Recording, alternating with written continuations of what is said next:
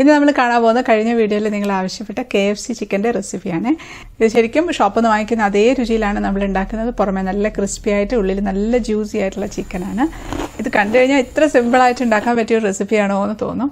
Video തുടങ്ങുന്നതിന് മുമ്പ് ഒരു കാര്യം, നമ്മുടെ ചിക്കൂസ് ഡൈൻ ഗിവ് അവേ നടക്കുന്ന കാര്യം എല്ലാവർക്കും അറിയായിരിക്കുമല്ലോ. അറിയാത്തവർക്ക് വേണ്ടി താഴെ ഡിസ്ക്രിപ്ഷൻ ബോക്സിൽ ആ വീഡിയോയുടെ ലിങ്ക് ഇട്ടേക്കാം. അപ്പോൾ നമ്മുടെ KFC ചിക്കൻ ഉണ്ടാക്കാനായിട്ട് 300 ഗ്രാം ചിക്കനാണ് കേട്ടോ എടുത്തു വെച്ചിട്ടുള്ളത്. അതിലേക്ക് ഒരു 1/2 ടീസ്പൂൺ ഉപ്പ് ചേർത്ത് കൊടുക്കാം. 1 ടീസ്പൂൺ കാശ്മീരി ചില്ലി പൗഡർ, പിന്നെ 1 ടേബിൾ സ്പൂൺ വിനീഗർ ചേർത്ത് കൊടുക്കുന്നുണ്ട്. നമുക്ക് അതിലേക്ക് 1/2 കപ്പ് വെള്ളം ഒഴിച്ചു കൊടുക്കാം. എന്നിട്ട് ഇതെല്ലാം കൂടെ നന്നായിട്ടൊന്ന് മിക്സ് ചെയ്ത് മാരിനേറ്റ് ചെയ്യാനായിട്ട് മാറ്റി വെക്കാം. കുറഞ്ഞത് 1 മണിക്കൂറെങ്കിലും വെക്കാം. ഇതില്ലാന്നുണ്ടെങ്കിൽ ഓവർനൈറ്റ് വേണമെങ്കിൽ ഇതുപോലെ സോക്ക് ചെയ്ത് വെക്കാം. ഫ്രിഡ്ജിൽ വെച്ചിരുന്നാൽ മതി. ഞാനിത് എന്തായാലും ഓവർനൈറ്റ് സോക്ക് ചെയ്യാണ് കേട്ടോ. രാത്രി ഇങ്ങനെ മിക്സാക്കി വെക്കാണ്.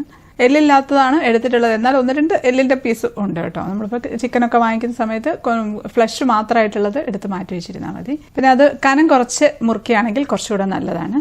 ഫ്രിഡ്ജിലേക്ക് വെച്ച് കൊടുക്കാം. ഇപ്പോൾ നെക്സ്റ്റ് ഡേ ആയിട്ടുണ്ട്. അല്ലെങ്കിൽ 1 മണിക്കൂർ കഴിഞ്ഞിട്ട് എടുക്കാം. ഒരു ബൗളിലേക്ക് 1/2 കപ്പ് മൈദ ചേർത്ത് കൊടുക്കാം. 2 ടേബിൾ സ്പൂൺ കോൺഫ്ലോർ ചേർക്കുന്നുണ്ട്. 1 teaspoon Kashmiri chilli powder, 1/2 teaspoon ഉപ്പ്. അതിലേക്ക് ഒരു 3/4 ടീസ്പൂൺ ഗാർലിക്കിൻ്റെ പേസ്റ്റ് ആണ് ഇട്ട് കൊടുക്കുന്നത്. ഗാർലിക് പൗഡർ ഉണ്ടെങ്കിൽ ഒരു 1/2 ടീസ്പൂൺ ഇട്ട് കൊടുക്കാം. ഇനി അതുപോലെ ഒരു ചെറിയ കഷ്ണം സവാള എടുത്തിട്ടുണ്ട്. അത് നമുക്ക് മിക്സിയുടെ ജാറിലേക്ക് ഇട്ട് 2 ടേബിൾ സ്പൂൺ വെള്ളവും കൂടി ഒഴിച്ച് നന്നായിട്ടൊന്ന് അരച്ചെടുക്കാം. അപ്പോൾ അത് അരച്ചെടുത്തിട്ടുണ്ട്. നമുക്ക് അരിച്ചിട്ട് അതിലേക്ക് ഒഴിച്ചു കൊടുക്കാം. കഷ്ണങ്ങളൊന്നും വേണ്ട. ഒനിയൻ പൗഡർ ആണെങ്കിൽ 1 ടീസ്പൂണൊക്കെ ഇട്ട് കൊടുക്കും. ഞാൻ എടുക്കുന്ന ഒറിഗാനോ സീസണിങ് ആണ്. ഇത് ഉണ്ടെങ്കിൽ ചേർത്താൽ മതി, ഇല്ലെങ്കിൽ നിർബന്ധമില്ല. സാധാരണ ചേർക്കാറില്ല, പക്ഷേ ഇത് ചേർത്താൽ ഒരു പ്രത്യേക ടേസ്റ്റ് ആട്ടോ. ശരിക്കും നമുക്ക് ആ ഷോപ്പിൽ നിന്ന് വാങ്ങിക്കുന്ന അതേ രുചി കിട്ടും. 1 ടീസ്പൂൺ ഇട്ട് കൊടുക്കാം. ഞാൻ ചേർക്കുന്നത് ചില്ലി സോസാണ്. 1 ടീസ്പൂൺ ചില്ലി സോസ് ചേർത്തിട്ടുണ്ട്.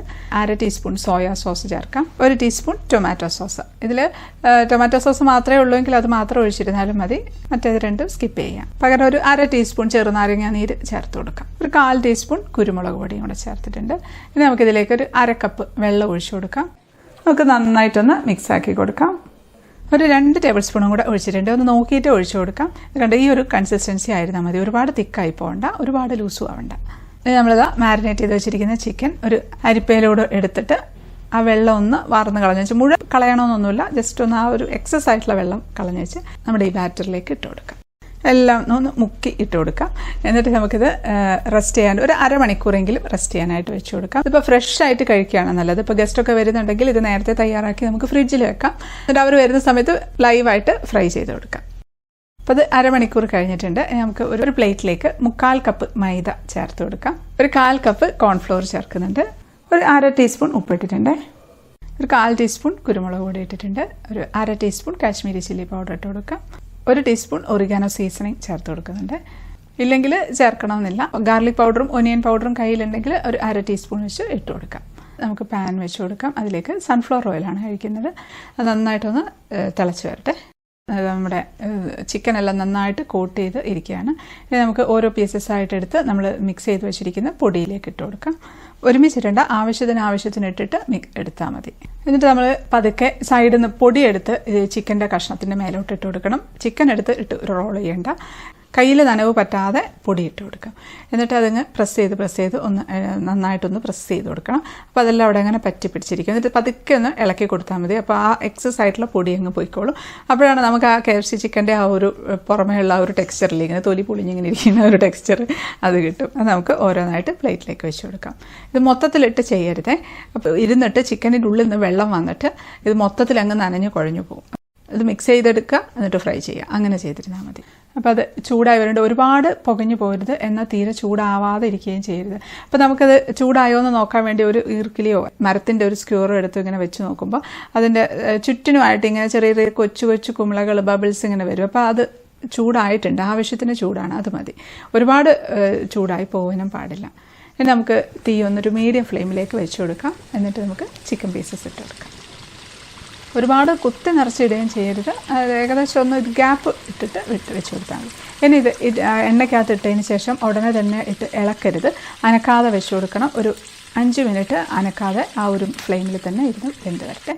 നമ്മൾ ചിക്കനാണ്, വേവിക്കാത്ത ചിക്കനാണ്. അപ്പോൾ ഇപ്പോഴാണ് വെന്ത് വരേണ്ടത്. അപ്പോൾ അതുകൊണ്ട് തീ കൂട്ടി വെക്കരുത്. പുറം ഭാഗം കരിഞ്ഞു പോകും, ഉള്ളു വേവില്ല. 5 മിനിറ്റ് കഴിയുമ്പോൾ നമുക്ക് മറിച്ചിട്ട് കൊടുക്കാം. പിന്നെ നമ്മൾ അധികം അങ്ങോട്ട് കുത്തി ഇളക്കുകയൊന്നും വേണ്ട. മറിച്ചിട്ടതിന് ശേഷം ഒരു 5 മുതൽ 8 മിനിറ്റ് വരെ വെച്ച് കൊടുക്കാം. എന്നിട്ട് നമുക്കങ്ങ് എടുക്കാം. അപ്പോഴത്തേക്ക് അത് വെന്തിട്ടുണ്ടാവും.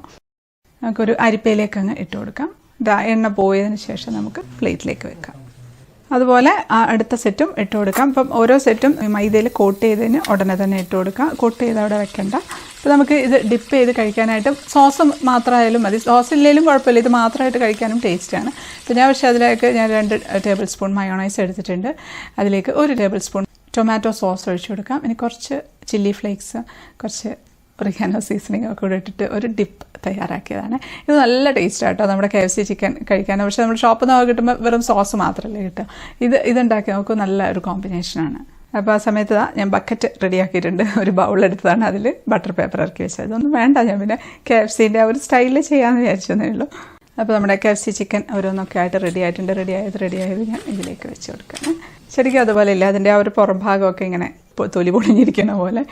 ചിലതിനൊക്കെ കുറച്ച് ഇതായി പോയിട്ടുണ്ട്. ചിക്കൻ തിന്നാണെന്നുണ്ടെങ്കിൽ നമുക്ക് കറക്റ്റ് ആ ഒരു ടെക്സ്ചർ കിട്ടും കേട്ടോ. കുറച്ച് കട്ടിയുള്ള ചിക്കൻ ആണെന്നുണ്ടെങ്കിൽ നമുക്ക് ഇത്രയും അങ്ങോട്ട് ആ ഒരു പുറം ഭാഗത്തെ ടെക്സ്ചർ കറക്റ്റായിട്ട് കിട്ടണമെന്നില്ല. ഇനി നമുക്കൊന്ന് ടേസ്റ്റ് ചെയ്ത് നോക്കാം. ഇതിന് ഡിപ്പ് ചെയ്ത് കഴിക്കട്ടെ.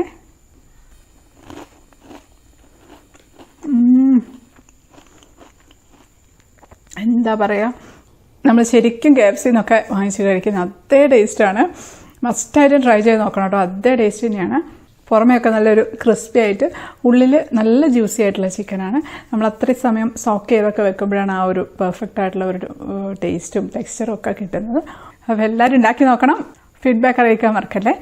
വീഡിയോ ഇഷ്ടപ്പെട്ടാൽ കമൻറ്റ് ചെയ്യാനും ലൈക്ക് ചെയ്യാനും ഷെയർ ചെയ്യാനൊന്നും മറക്കല്ലേ. സബ്സ്ക്രൈബ് ചെയ്യാത്തവരൊന്നും സബ്സ്ക്രൈബ് ചെയ്തേക്കണേ. അപ്പോൾ നമുക്ക് അടുത്തൊരു അടിപൊളി റെസിപ്പി ആയിട്ട് കാണാം. അതുവരേക്കും stay happy, stay positive. By.